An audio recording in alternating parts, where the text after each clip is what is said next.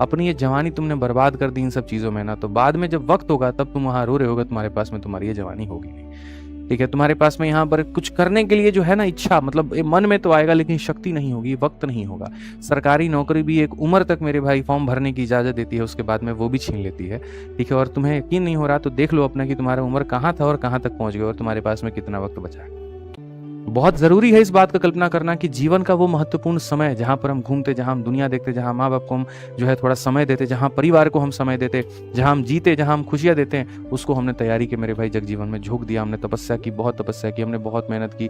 हम दोस्तों के साथ कभी घूमने नहीं गए, हमने कभी पार्टी नहीं की, हम लोग यहाँ अलग स्टेट्स घूमने नहीं गए, दुनिया के स्टेटसों को देख देख के हम लोगों ने लाइक किया, हम लोग कहीं पर नहीं गए। लेकिन उसके बाद भी अगर सफलता प्राप्त नहीं हुई तो वो यहाँ पर जवानी किस काम की, वो मेहनत किस काम का। शायद एक बच्चा कहता है एक बार मेरा नाम ले लीजिए, उससे क्या हो जाएगा। चलो मैं अगर तुम्हारा नाम ले लूं मेरे भाई यहाँ पर, बताओ तो तुम पॉपुलर हो जाओगे, वायरल हो जाओगे, स्टार बन जाओगे, नौकरी लग जाएगी तुम्हारी, बताओ यहाँ पर घर में खुशियों की लहर आ जाएगी, क्या हो जाएगा इससे।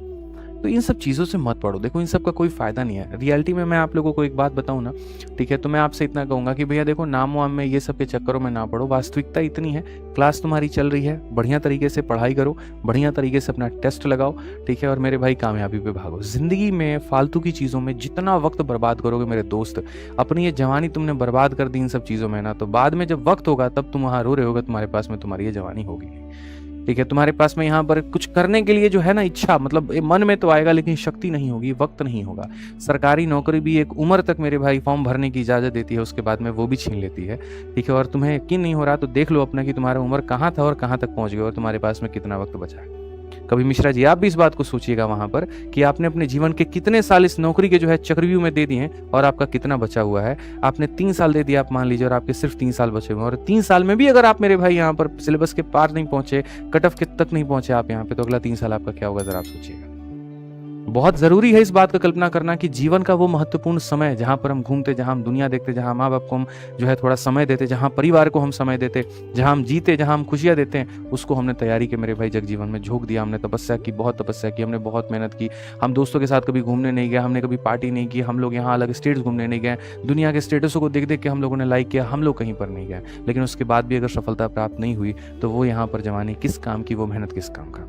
शायद कहीं ना कहीं कोई ऐसी गलती हो रही है और वो गलतियां यही भटकाव है कि मेरा नाम ले लीजिए, तो यहाँ 25 रन पर इतना विकेट गिर गया, तो यहाँ पर मन स्थिर ही नहीं है। मन एक जगह स्थिर हो तब तो बात भी बने।